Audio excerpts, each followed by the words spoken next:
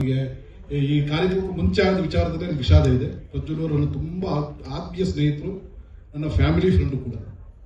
ಈ ವಿಚಾರ ನನಗೆ ಗೊತ್ತಿದೆ. ನಿನ್ನೆವರೆಗೂ ಕೂಡ ಅವರು ಇನ್ಸ್ಟಾಗ್ರಾಮ್ ಅಲ್ಲಿ ಅವರು ಪೋಸ್ಟ್ ಮಾಡ್ತಾ ಬಂದಿದ್ದಾರೆ ಇವತ್ತು ರಿಲೀಸ್ ಇದೆ ಅನ್ನೋದನ್ನ. ನಾನು ಅವ್ರನ್ನ ಎಕ್ಸ್ಪೆಕ್ಟ್ ಮಾಡಿದ್ದೆ.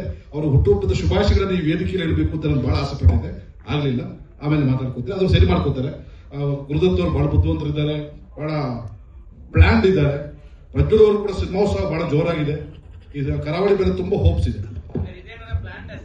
ಗೊತ್ತಿಲ್ಲ ಸರ್, ಇದು ಮೋಸ್ಟ್ಲಿ ಅವ್ರಿಗೆ ಗೊತ್ತಿರ್ಲಿಕ್ಕಿಲ್ಲ. ಇಲ್ಲಿ ನಡೆದಿರೋದು ಮೋಸ್ಟ್ಲಿ ಪ್ರಜ್ವಲ್ ಅವರಿಗೆ ಗೊತ್ತಿರ್ಲಿಕ್ಕಿಲ್ಲ ಅಂತ ನನಗೆ ಅನಿಸುತ್ತೆ. ಗೊತ್ತಿಲ್ಲ, ಇರ್ಬೋದು, ಏನಾದ್ರು ಸಮಸ್ಯೆಗಳಿದ್ದೇ ಇರ್ತವೆ ಎಲ್ರಿಗೂ. ಶಾರದವ್ರೆ, ಒಂದು ನಿಮಿಷ.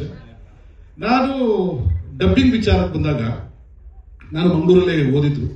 ತುಳು ಚೆನ್ನಾಗಿ ಮಾತಾಡ್ತೀನಿ, ಕೊಕ್ಕಡಿ ಚೆನ್ನಾಗಿ ಮಾತಾಡ್ತೀನಿ. ಬಹುಶಃ ಒಂದು 6 ದಿವಸ ಈ ಸಿನಿಮಾಗೋಸ್ಕರ ನಾನು ಡಬ್ ಮಾಡಿದ್ದೀನಿ. ಡಬ್ಬಿಂಗ್ ಮಾಡಿ ತುಂಬಾ ಚೆನ್ನಾಗಿತ್ತು. ಮಿತ್ರ ಸರ್ ಅಂತ ಗುರು ಸರ್ ಕಳಿಸ್ತಾರೆ. ಬೆಳಿಗ್ಗೆ ಒಂದು ಫೋನ್ ಬರುತ್ತೆ, ಮಿತ್ರ ಸರ್ ಫ್ರೀ ಇದ್ರೆ ಒಂದು 1 hour ಬರ್ಬೋದಾ, ಯಾಕೋ ಮಿಸ್ ಹೊಡಿತಾ ಇದೆ ಅಂತ.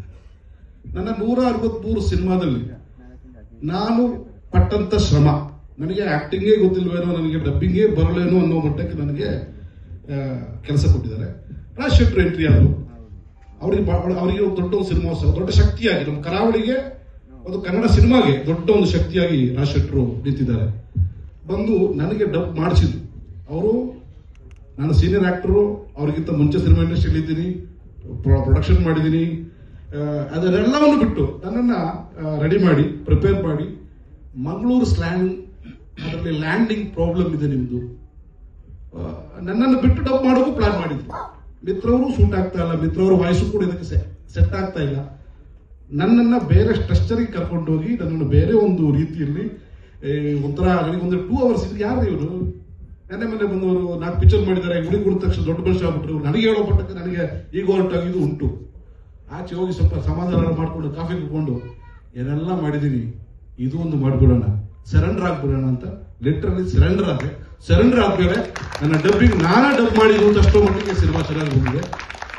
ಕೆಲವೊಂದು ಸಾಹಸ ದೃಶ್ಯಗಳು ಹೀರೋಗಳಿಗೆ ಮಾಡದೇ ಇದ್ದಾಗ ನಾವು ಡ್ಯೂಪ್ ಅನ್ನ ಯೂಸ್ ಮಾಡ್ತೀವಿ, ಹೌದಾ?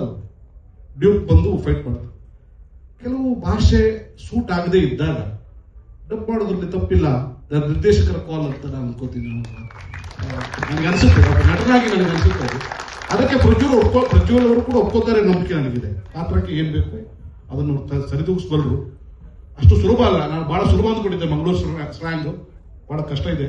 ಅದು ಶೆಟ್ರ್ ಮೂಲಕ ಕಲಿತ ಶೆಟ್ರ್, ಥ್ಯಾಂಕ್ ಯು ವೆರಿ ಮಚ್. ತುಂಬಾ ಅದ್ಭುತವಾಗಿ ನನಗೆ ಒಂದು ಡಬ್ಬಿಂಗ್ ಸ್ಟೈಲ್ ಅನ್ನ, ಈಗಿನ ಟ್ರೆಂಡ್ ಅನ್ನ ನನಗೆ ಕಲಿಸ್ಕೊಟ್ಟಿದ್ದಕ್ಕೆ ಥ್ಯಾಂಕ್ಸ್ ಹೇಳ್ತೀನಿ. ಕರಾವಳಿಯಲ್ಲಿ ನನ್ನನ್ನ ಬಳಸ್ಕೊಂಡಿದ್ದಕ್ಕೆ, ಕರಾವಳಿಯಲ್ಲಿ ದೊಡ್ಡ ಒಂದು ಒಳ್ಳೆಯ ಸಿನಿಮಾ ಅದ್ರಲ್ಲಿ ನಾನು ಇರೋದಕ್ಕೆ ಬಹಳ ಹೆಮ್ಮೆ ಇದೆ. Thank you Gurudatt sir, thank you KVN, thank you producers.